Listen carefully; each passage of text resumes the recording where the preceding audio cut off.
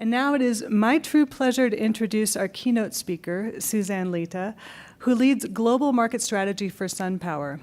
In this role, Suzanne focuses on emerging market and policy dynamics and the impact these have on SunPower's manufacturing, product development, and sales in all business segments, including residential, commercial, and utility scale. Leveraging these insights, Suzanne directs new strategic business initiatives, guides corporate multi-year planning, and leads early-stage business development and new market entry. We are very honored to have Suzanne with us today to share insights on the market outlook for U.S. suppliers in developing countries in Asia, Africa, and Latin America, and her view on opportunities and strategies to expand business and sales in these markets. So Suzanne, thank you so much for being with us. We welcome you to the stage. Thank you. Let me first adjust. I'm always adjusting microphones. It's really a pleasure to be here today. First and foremost, I wanted to thank the USAID staff, not just the organizers of this event, which have been great, but in general. I think it's important to note that we in the States are dealing, and internationally deal with all kinds of politics, right? And regardless of those politics, there are staff working at the federal level day in and day out to progress clean energy, and they are often, I would say most of the time, not recognized. So I just want to ask all of you to give them a hand, because it doesn't happen enough.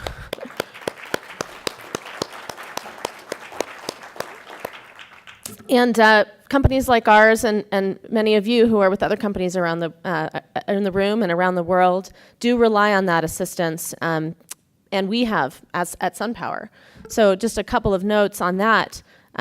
We have hosted both USAID and other federal agencies or other international agencies like the World Bank often organize trade missions and delegations, and we often host them at SunPower's offices in California.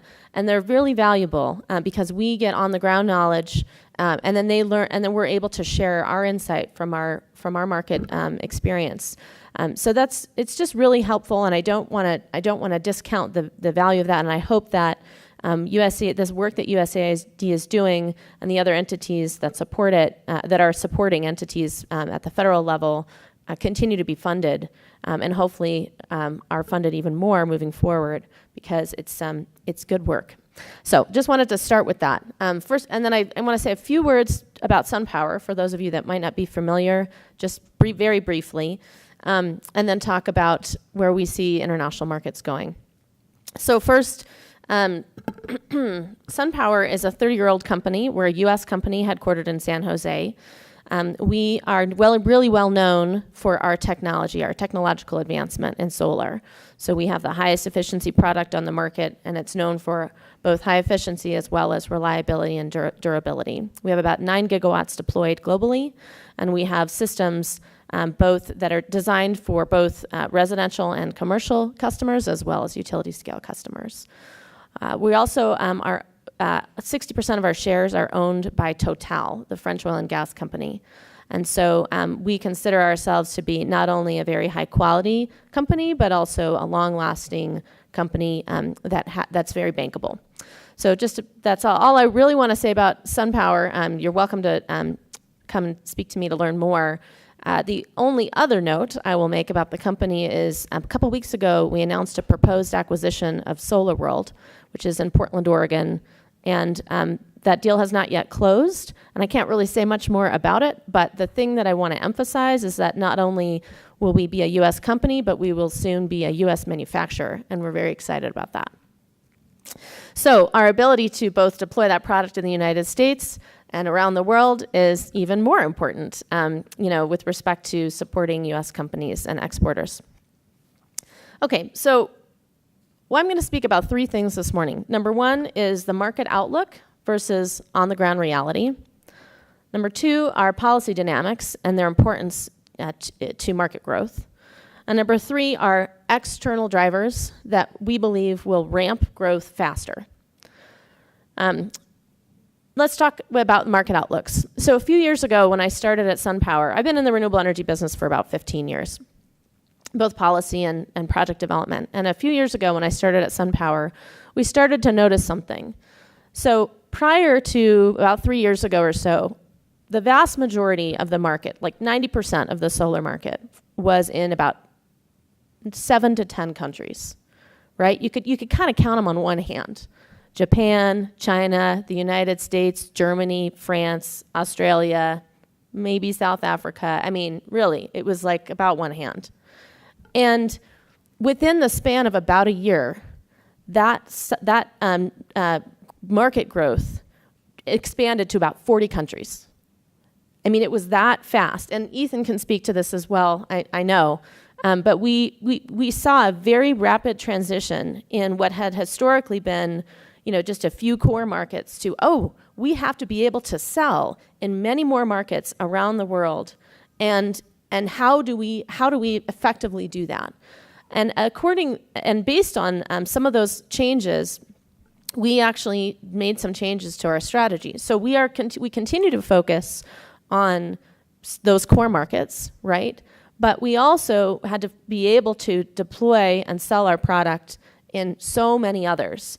And that is challenging. And part of what we tried to do and what we continue to do now is when we look at those 150 or so countries around the world, where do we prioritize our sales? How do we effectively, sell in places that, like sub-Saharan Africa, where we may have 1 or 2 people trying to serve 30 plus markets, all of which are not whales, right? All of which are, pieces of it, but you have to be able to try to capture as much as you can because they change so rapidly. So that's why I want to emphasize market outlook versus on-the-ground reality, because in order to prioritize, you can't just look at the numbers. And if you only look at the numbers, you can say to yourself, there's opportunity, right? I mean, if you look at just DTM's outlook, for example, Bloomberg does an amazing outlook as well. We hire all of them. But if you look at just their outlook, the annual installed share of solar globally for utility scale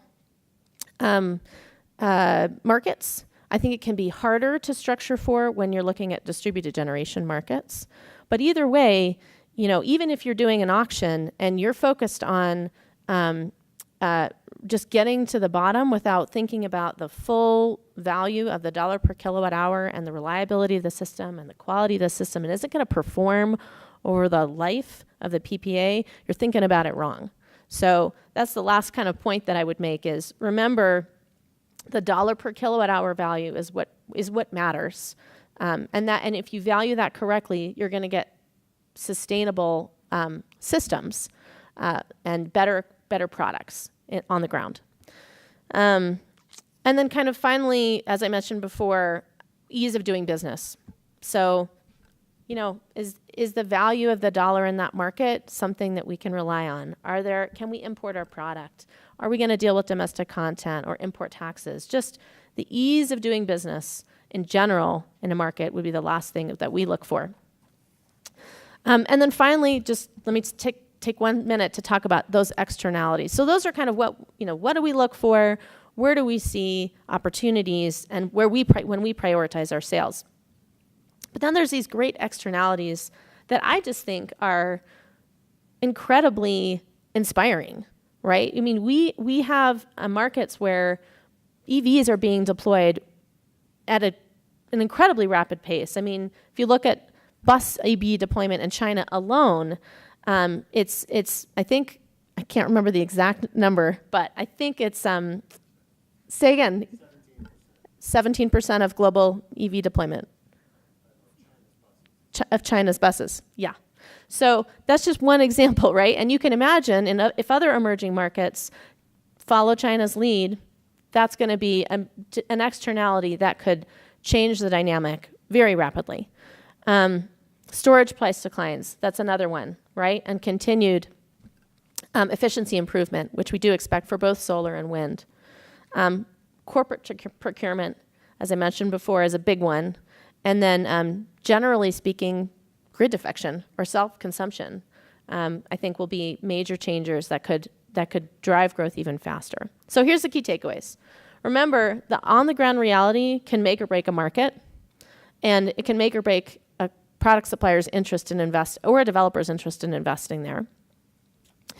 Get the policy and the political dynamics right, and look to people like SunPower or others that have experience in other markets with records of success in order to ensure improvement and in order to ensure that those outlooks become reality. Focus on quality and sustainable actors that really want to grow markets in the right way, and then be nimble, because there's those externalities that will be surprises, right? So recognize that it's important to be nimble, and know that growth will likely happen, especially distributed, I think, a lot faster than we expect. So I'll leave it at that. Thank you very much.